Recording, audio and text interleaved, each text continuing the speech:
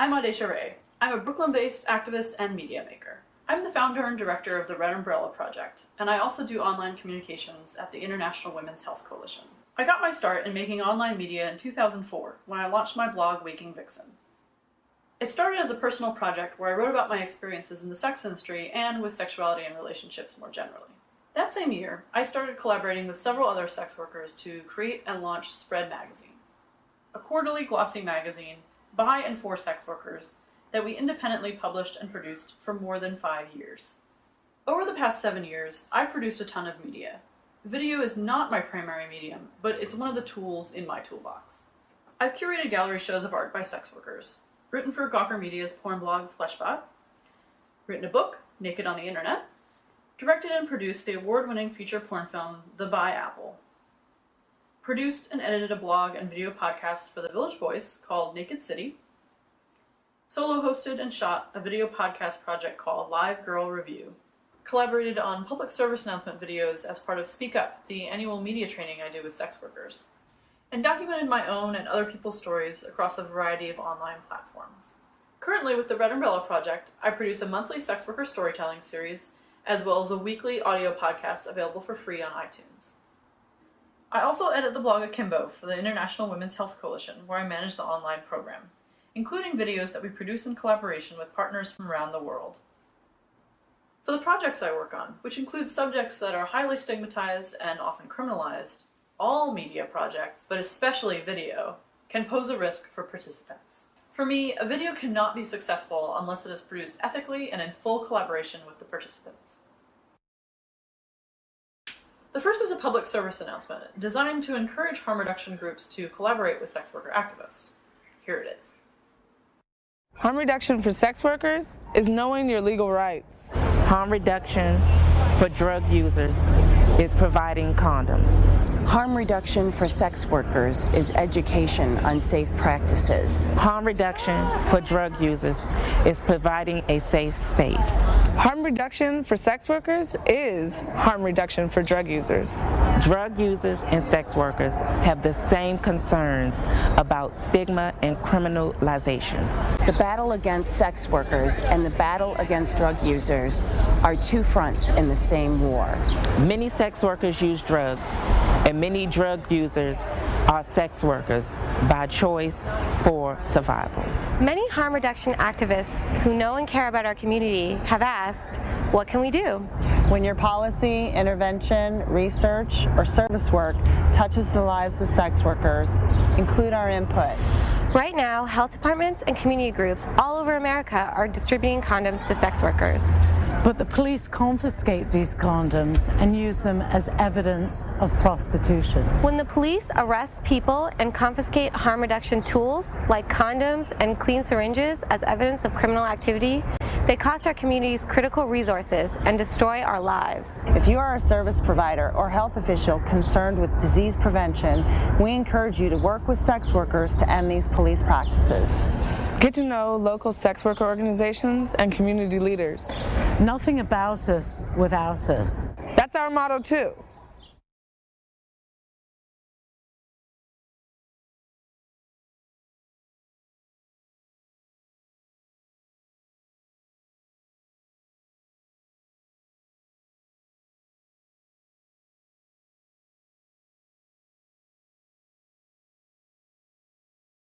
So this video is a product of the Speak Up 2010 media training class, where we designed an activity to encourage people to learn about strategic communications and creating a campaign. The whole video was conceptualized, scripted, and shot in one day. And we started by going through something called the SMART chart, which is designed by Spitfire Strategies and the Communications Leadership Initiative to help you plot out campaign strategy. So basically, we walked through this to figure out who the audience was and what to ask them to do, as well as the actual structure of the content in the video itself.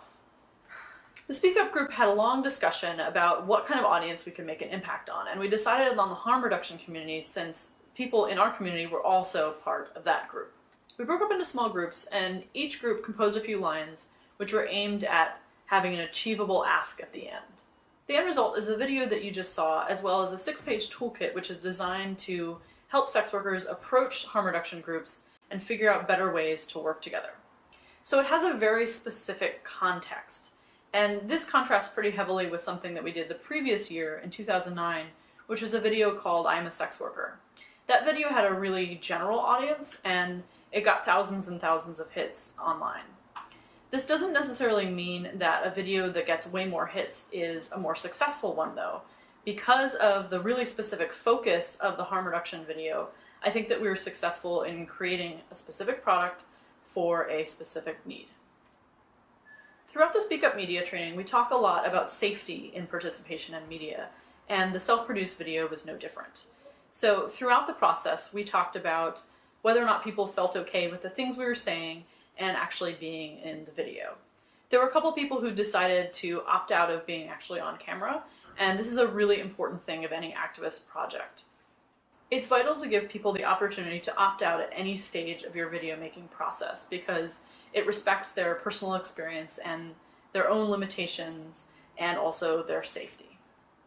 Building and maintaining relationships with a community, whether it's your community or a community you're allied with, should be more important than the final video product. The second example I want to give is of a video collaboration with a community that I'm not a part of: healthcare providers and advocates in rural India.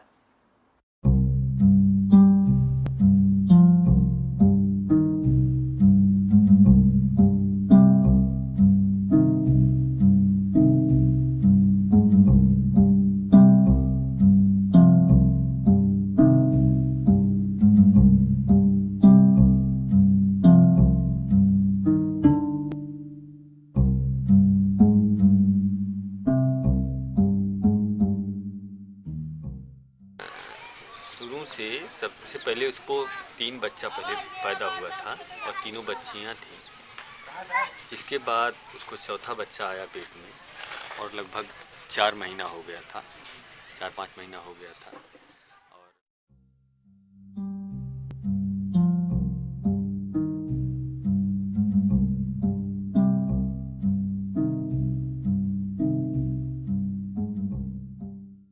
वह कि गांव के एक झोला छाप doctor से दवा ली।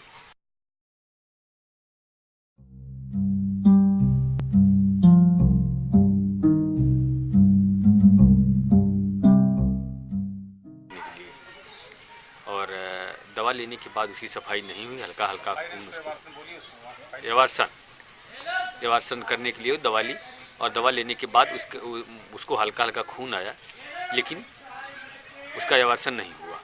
2-3 दिन के बाद फिर वह अपने पति से कही कि हमको किसी डॉक्टर से दिखाइए और हमको जो है दवा लेना है।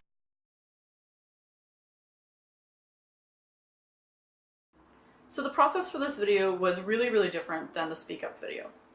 First of all, it was not scripted at all, and it was shot by a colleague of mine at the International Women's Health Coalition on site in India, and she also speaks Hindi. My colleague decided to pull out a flip camera after she had heard a really incredible story from a healthcare provider in rural India. So she took out the camera and the man repeated the story to her, and then when she brought it home to us, she explained what had happened and how the story went down, and that she had also talked to him and the community about the possibility of telling the story as a video online. After my colleague came back with the footage, we had to get it transcribed, translated, and then sent back to our colleagues in India to get their consent and full approval for proceeding with the video. After producing a really short draft of the video, the original story was about 10 minutes long, we then sent it back to our colleagues for yet another round of approval to make sure that it was fully consensual and that they understood the potential risks of sharing a story about unsafe abortion. I think my overly zealous checking in might have gotten a little bit annoying to them, but because this is not my community I was talking about, and because there was both language and cultural translation happening, I think it was really key to do that extra step. In both of these videos, I'm really proud of the way that I managed the process of production and consent and collaboration. However, on the technical side, there were a couple challenges I faced. My main challenge has always been dealing with B-roll. And B-roll, if you're not familiar with that phrase, is basically the extra photos and images and video that is not of the person who is doing the narrating or the talking or the interview, but of other aspects that help to enrich what's happening in the video. Sensitive subjects need contextual images. For example, in the video about unsafe abortion in India, we had a lot of images of women in the village in which the story takes place. We didn't feel that using these images in the video was ethical because it implies a connection to unsafe abortion and could put these women at risk in their community. This use of B-roll is something that mainstream news organizations often abuse. For example, stories about sex workers are often accompanied by random women walking down the street who may or may not be sex workers and certainly didn't consent to the images being used. To me, the most important elements of producing a good online video are a sense of who the audience is, who the participants and co-producers are, where the video will be shown, the message you're trying to get across, and what you want your audience to do with that message. Collaboration with communities is key. A successful online activist video is not just a good story about something interesting. It's a piece of media that is authentically representative and that everyone involved with supports and is excited about. For more about my work, please visit audaciaray.com, redumbrellaproject.org, and iwc.org.